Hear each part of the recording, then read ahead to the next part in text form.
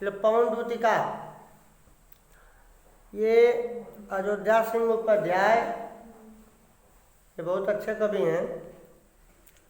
राधिका जो कृष्ण से प्रेम करती थी, अनन्य भक्त थी, कृष्ण का प्रेमिका थी, और कृष्ण के चले जाने पर इन्हें बहुत कष्ट है। अपने दुख को शेयर करना चाहती हैं कृष्ण के साथ, अपने इच्छा को बताना चाहती हैं, अपने दुख को व्यक्त करना चाहती हैं, लेकिन कोई साधन नहीं है, कोई साधन नहीं है जिसके द्वारा वे अपनी बात को कृष्ण से कह सकें।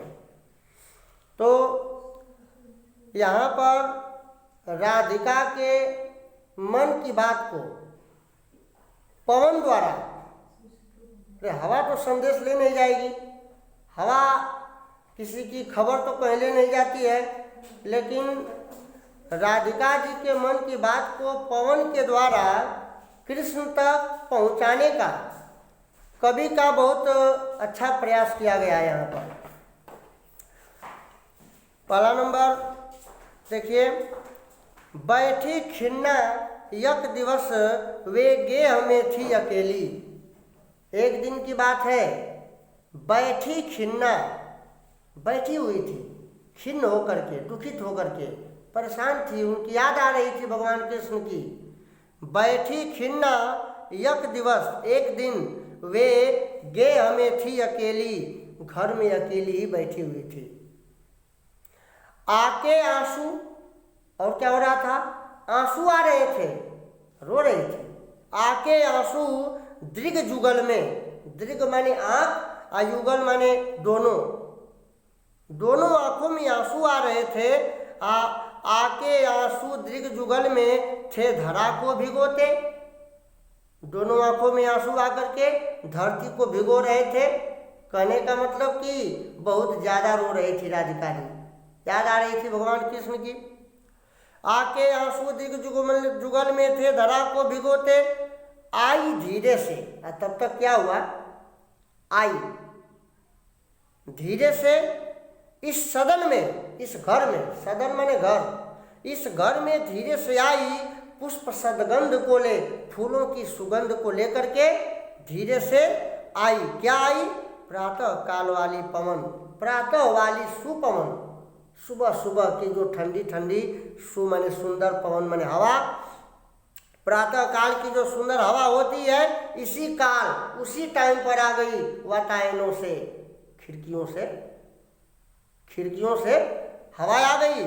जब हवा जब इनके शरीर में लगती है तो इनको अनुभव होता है, तो अनुभव होता है तो क्या होता है, संतापों को विपुल बढ़ता देख के दुखिता हो, संतापों माने अपने दुखों को बहुत ज़्यादा बढ़ते हुए देख करके, और दुखिता हो माने दुखित हो करके, धीरे बोली सदुख, धीरे से दुख के साथ बोलती हैं, उससे, किससे, हवा से, श्रीमती राधिका।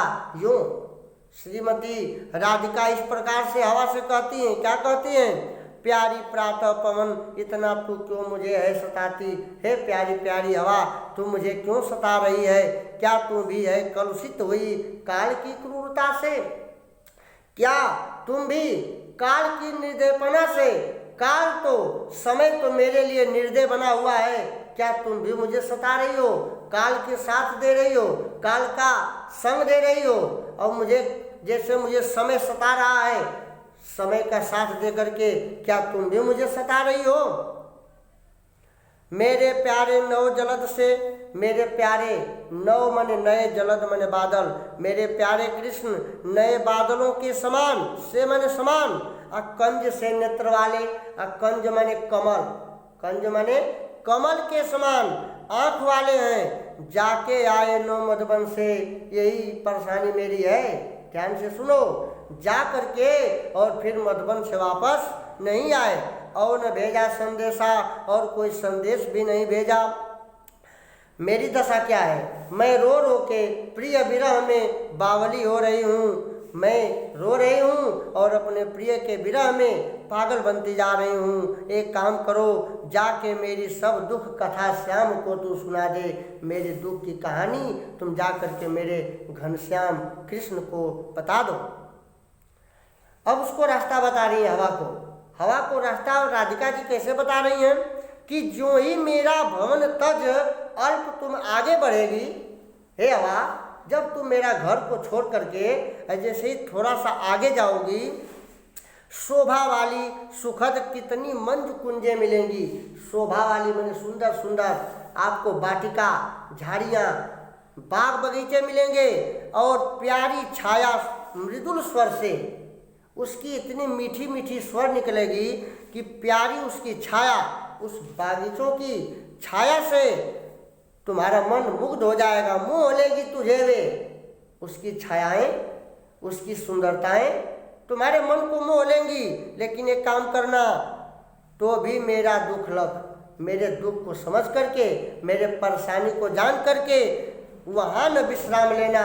हे हवा, जा करके वहाँ रुकना मत, वहाँ मत रुकना।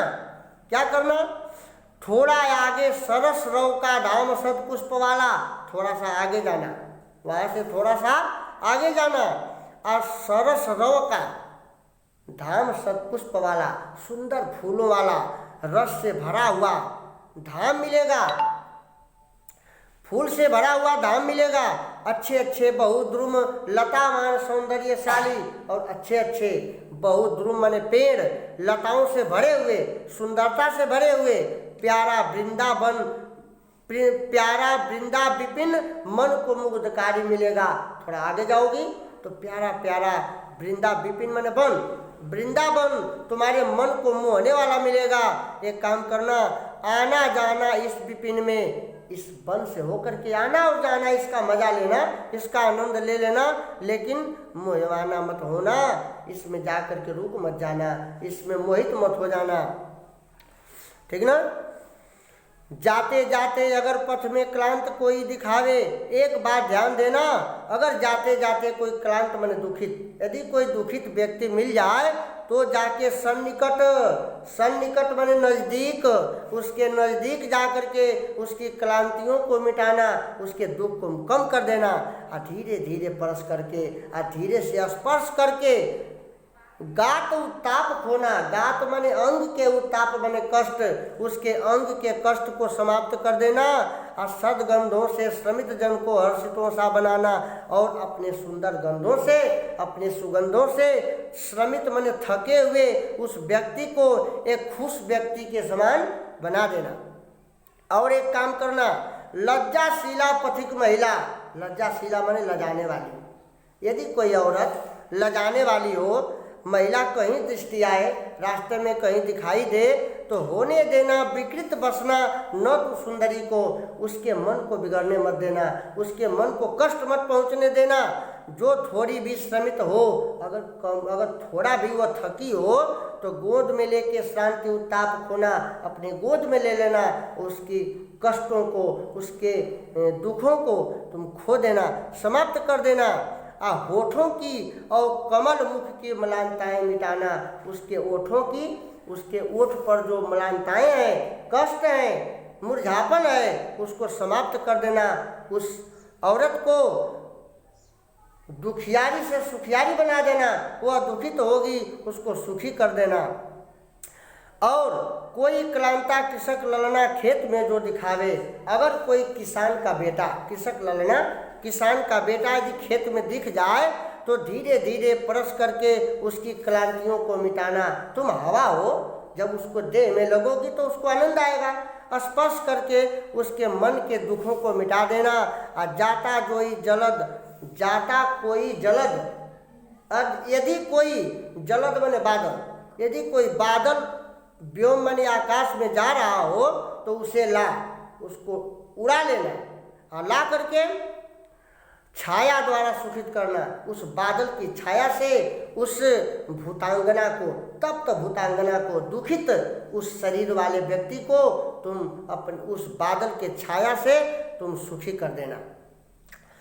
और जाते जाते पहुँच मथुरा धाम में उत्सुका हो। और जब जाते जाते जब मथुरा धाम में तुम पहुँचना तो